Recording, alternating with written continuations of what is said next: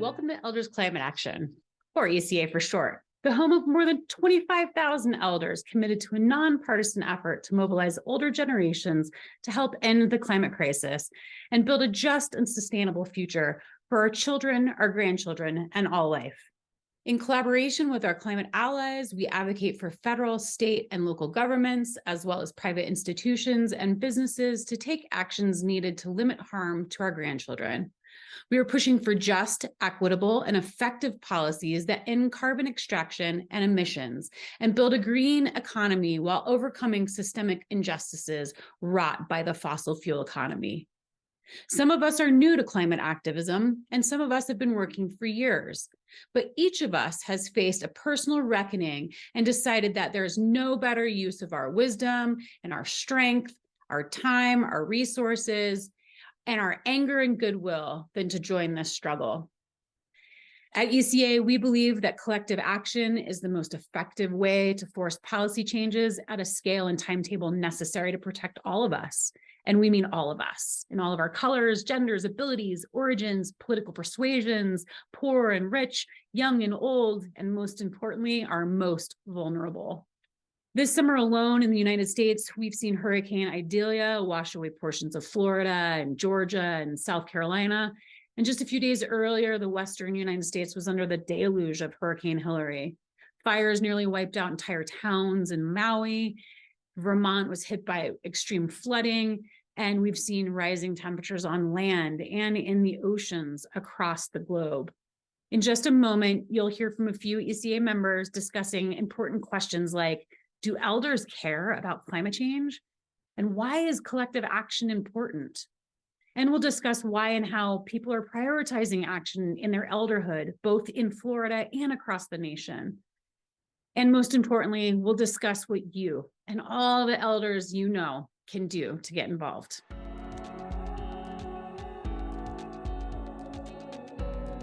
I wonder, why do elders care about climate change? We think of this as an issue for young people, but we're very concerned about the well-being of our children, our grandchildren, and all the children who will be coming after them. There are also immediate health threats for elders. I'm a physician, so I think about a lot of these things in terms of their effect on health. The most obvious is heat. Anybody who's lived through this summer is very aware of the problems that we're having with excessive heat all over the country, including in many places where we haven't had that kind of heat before. We think about big storms as being the danger from climate change, and they are dangerous.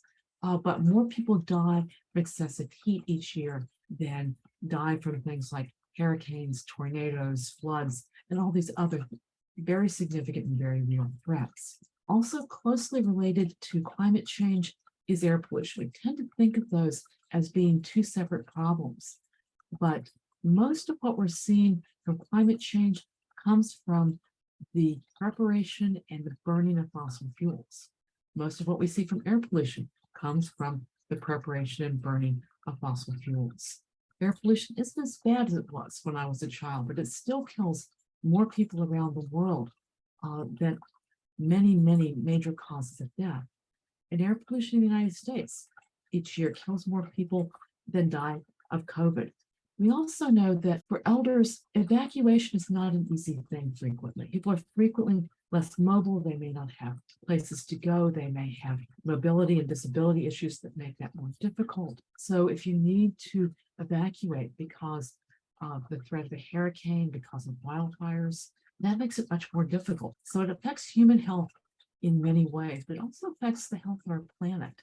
We have lost so many species. Scientists call this the sixth great extinction. The first five were not caused by human beings. We're responsible for this one. That loss of ecosystems, of places that we hold dear to us, of species that we depend on, that causes a lot of strong emotion, a lot of grief, a lot of anxiety for what may happen next. But one of the best ways to deal with the anxiety, to deal with the grief, is to take that as a motivation for action. That there are still so many things that we can do. We may not. Climate change can seem overwhelming. It's global. And the things causing climate change are embedded in our way of life, our dependence on fossil fuels, our consumerism, our pushing minority groups and the poor into frontline communities heavily exposed to the pollution and other poisons emitted by our fossil fuel plants. It seems overwhelming, and I have to confess, there are moments when I still feel overwhelmed. I know that if we persevere, we can turn things around in time. We have the technologies to fix this, and more are being developed as we speak. What we need is the political and community will to push us through the transition to a new fossil-free economy. And we see the climate movement building every day, from the youth-led groups like 0 Hour and the Sunrise Movement to groups focused on specific changes needed to turn back the global thermostat. We have seen the enormous change that people movements can make. So what gives me hope and what I've learned is that being part of a growing movement focused on the changes we need can work, and we can, by being active, ensure a safe and livable planet.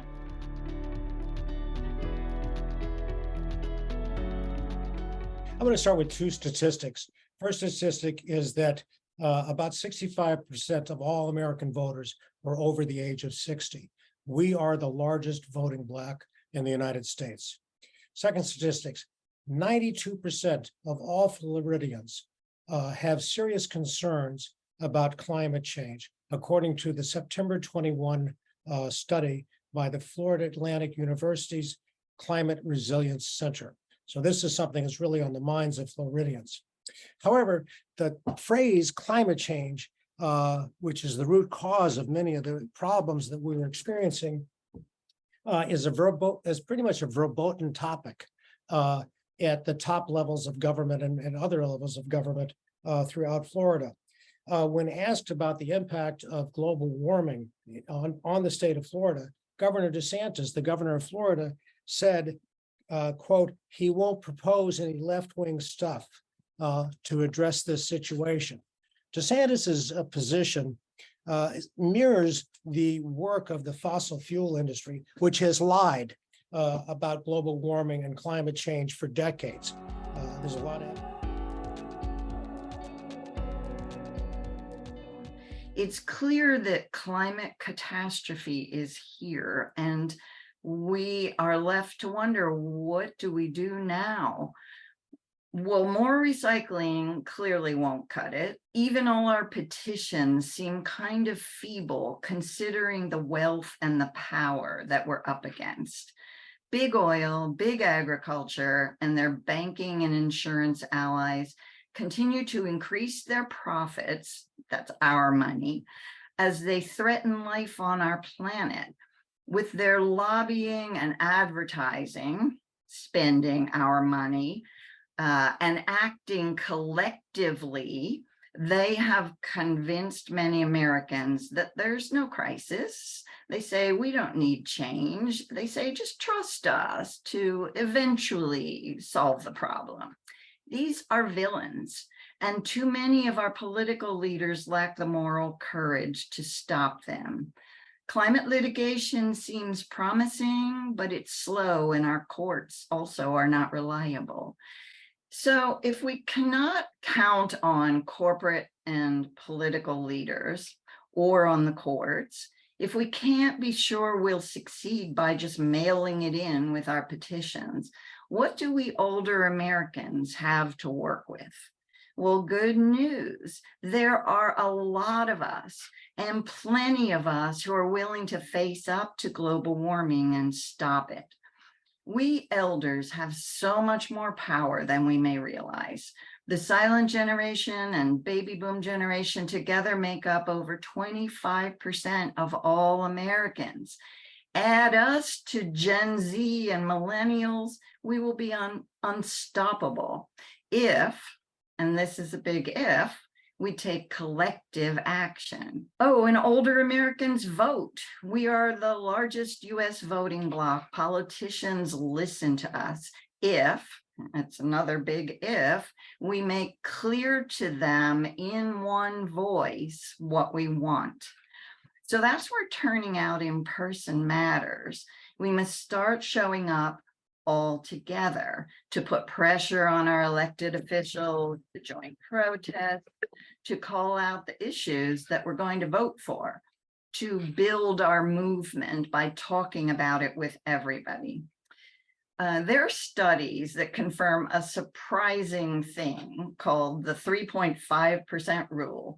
It says movements that engage at least 3.5% of a population have never failed to bring about the change they demand.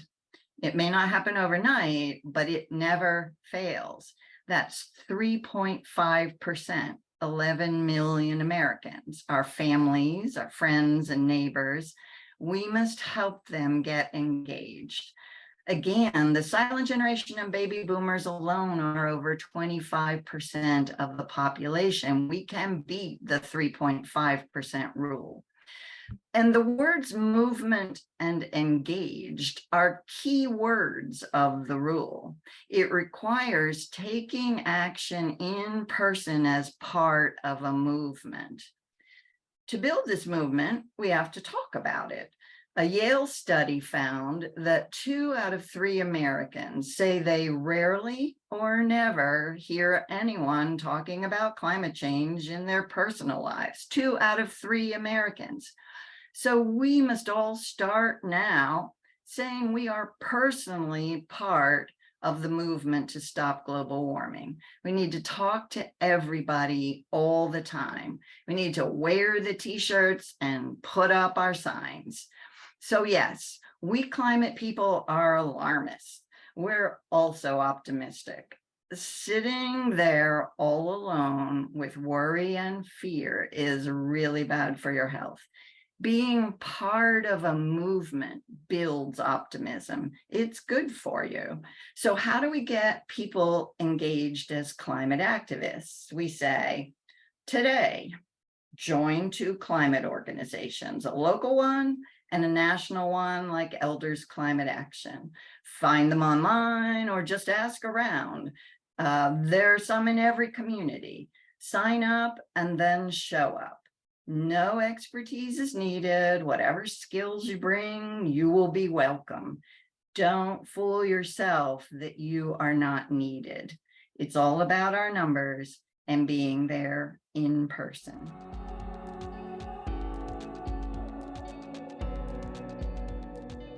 The Florida ECA chapter was started about 5 years ago. We're a small chapter and we have a really huge problem on our hands because Florida is impacted by probably more environmental issues than any state in our country. Most everyone, even if you don't read about environmental issues, are aware of the huge heat dome we've been under. The heat has been rising each year more and more. This year has been particularly extreme. We're dealing with health issues related to the heat, both human health and livestock and agricultural crops.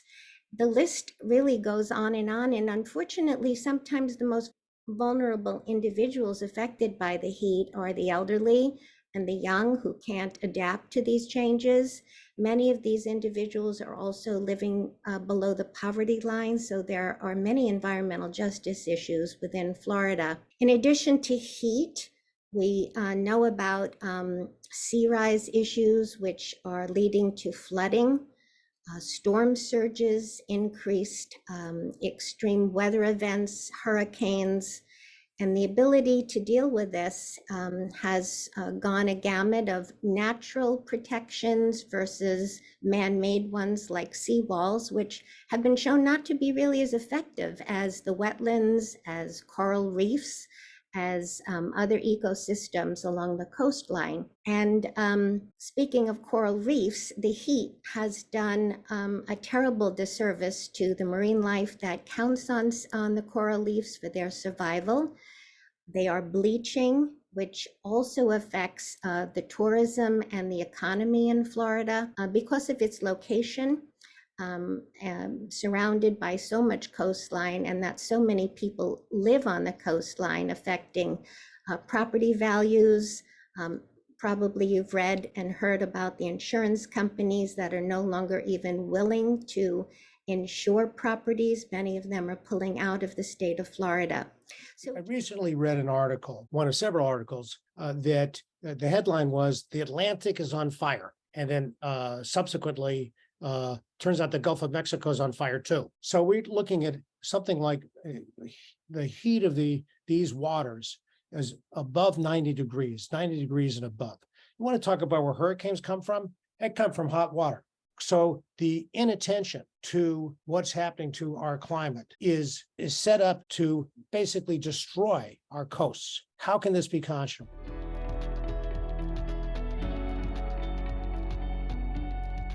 Our ECA chapter in Florida decided that we needed to think about what impact we might have as a relatively small group of people who see the problems in Florida, as elsewhere in the entire world, as being due to the greenhouse gas emissions. And where are these greenhouse gas emissions coming from?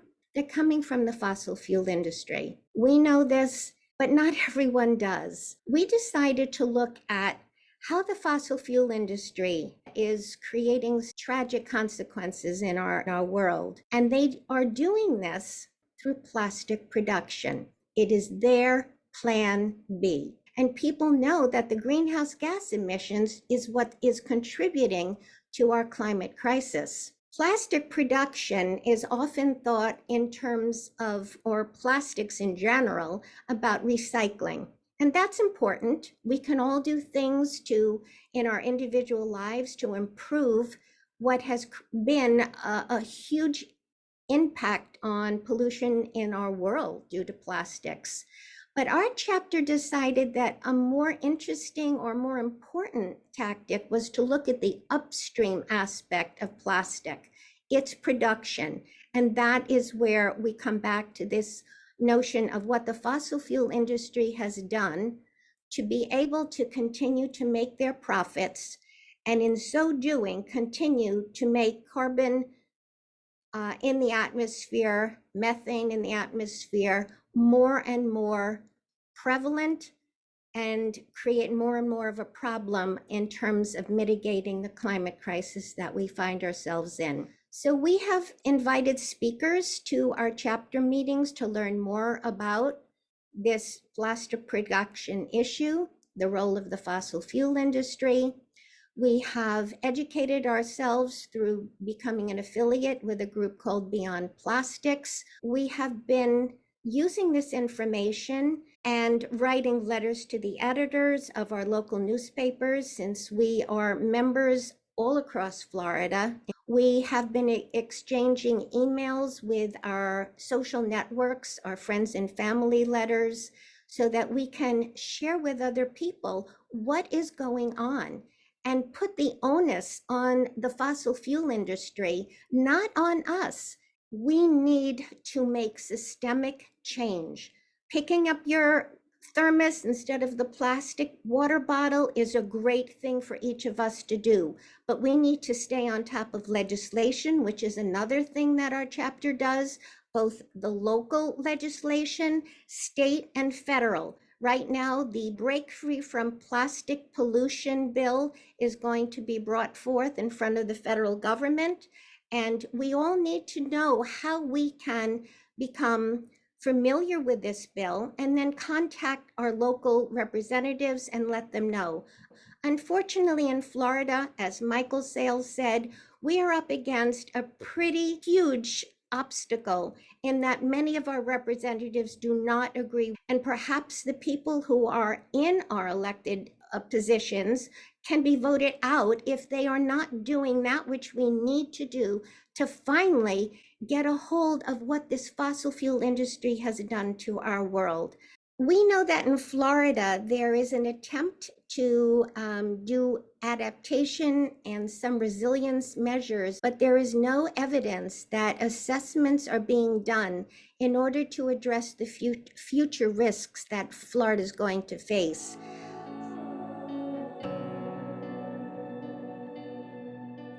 The Inflation Reduction Act, the IRA, has great benefits for all states. Our chapter was hoping to get involved with an initiative with the AARP in Florida to make sure that individual Floridians know about the benefits that the IRA can provide. It was absolutely devastating news to read that on June 15th, the governor of Florida did a line item veto of 2 items that are going to prevent Florida from receiving about $364 million in federal grants through the IRA because of his vetoing those measures, and in very limited press coverage has indicated no thanks IRA federal funds, to not highlight what has been one of the best environmental legislations that has come through in this last year. So this has been devastating, and it needs to be broadcast more widely so that people know what has happened, and hopefully there is something that still can be done to change that.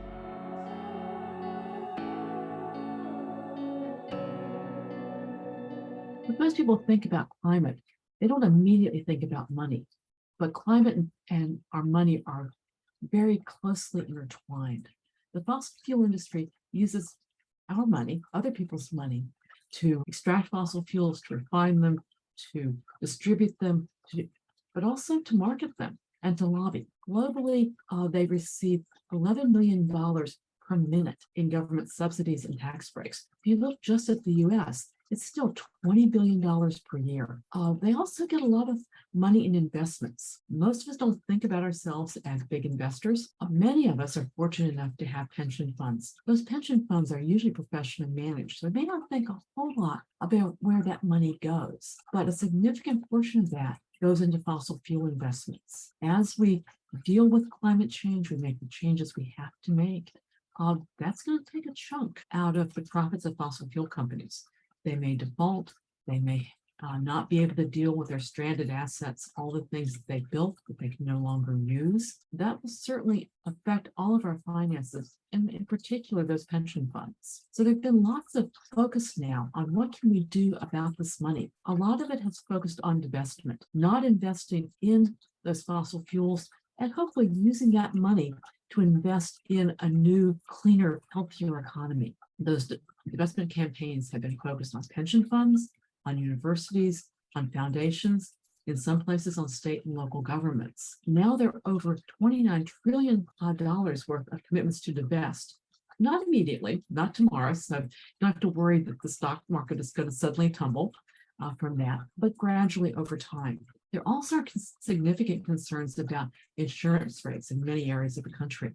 Insurance companies have faced huge losses because of wildfires, floods, hurricanes, tornadoes, various extreme weather events. That's been particularly common in Florida. Many insurance companies are pulling out or cutting back, where they're not, the rates may become unaffordable. There are also concerns about property values with sea level rise. There's a lot we can do about the climate, but a certain level of sea level rise is already baked in. So we have to find ways to deal with that, to move people out of harm's way or to adapt on the places that they live, probably some combination. Those things will not be cheap, and we can't expect that homeowners can pay for all of that. So we're going to need taxpayer money to fund that adaptation. Another thing that we have to be concerned about as we look at how our money, how our economy is being affected by climate change. Age is just a number. Wisdom and gravitas are more important than any number. The Pope, President Biden, Jane Fonda, Willie Nelson, Dolores Huerta, And on the list goes of people in their 60s, their 70s, their 80s, and if you include people like Warren Buffett well into their 90s. Being old doesn't mean you lose your moral compass, doesn't mean that you lose your ability to be compassionate for human beings, other human beings, and for all of nature. In fact, you can increase that compassion as you age. And that compassion can lead you to feel a very strong sense of a duty to future generations. It's a potent force. And even if those of us, as you age, you get physical limitations. But there's still plenty to do. You can vote. You can know where candidates stand. You can know where the issues are. You can know what various legislative proposals that candidates made. You can contact your elected representatives, whether they're at the local level, the state level, the federal level. You can get to know their staff members. You can influence the people that you either vote for or that you vote against. You can testify and make public comments in all kinds of governmental contexts. And you can write letters to the editor of your local newspaper. And you can look at how you feel about social media. And once you get involved with social media, you can be in a position to influence people all over the country and all over the world. You can make a noise complaining about banks and insurance companies and greenwashing corporations that are hindering the transition to a green economy. You can green your personal finances and lifestyle, as Francis was talking about. You can use Inflation Recovery Act incentives to electrify your own personal energy systems and to teach others how to do it as well. You can engage with your local public utility commission to push for their new renewable energy transition plan. One thing I think is really powerful that you can do is you can pick out some specific topic that you want to do research on, that you want to be engaged in. So if you're looking for things to do, join Elders Climate Action at the local and the national level. Florida, we certainly need all of the people who would join in taking action here in this state. Receive our newsletter, get action alerts that tell you things that you can do. They're easy to do. And come to events. Help drive our programming, communications, and actions. Lead the effort to mobilize others. And at a minimum, vote. Climate change, structural racism, injustice. These are all ugly products of a system that values profit and property over life. And we're working for an equitable reconstruction for all of it. As the largest voting bloc, elders are positioned to help create the political will needed to implement climate policies and solutions while there's still time to avoid catastrophic changes in the Earth's climate. We must take an active stand to overcome misinformation and manipulation produced by the fossil fuel companies and their lobbyists. And we must support our states and our communities and our neighbors in accessing critical funding for climate solutions made available through the Inflation Reduction Act and the bipartisan infrastructure law. We must get loud to help mobilize that 3.5% that Nadine talked about and push for additional actions to protect current and future generations. ECA members are building awareness by talking with others in our neighborhoods, our communities, and governments. We're providing comments and testimony on key issues at the local and the national level. We're signing petitions, sending letters, making phone calls, and meeting in person with leaders across the spectrum. We attend town hall meetings, marches, strikes, and protests. We show up. We're bringing our voices together with the youth organizations, grassroots groups, Indigenous peoples, and frontline communities to build political will necessary to combat the climate crisis. Join ECA and we'll provide you with the tools and resources necessary to take climate action from the comfort of your own home and within your own community. The climate solutions needed already exist. It's just we need to support them with our voice, our vote, our dollars, and our actions. Now is not the time to sit back and watch the crisis unfold. It's our responsibility to ensure a healthy and safe future for our grandchildren, their children, and their children's children.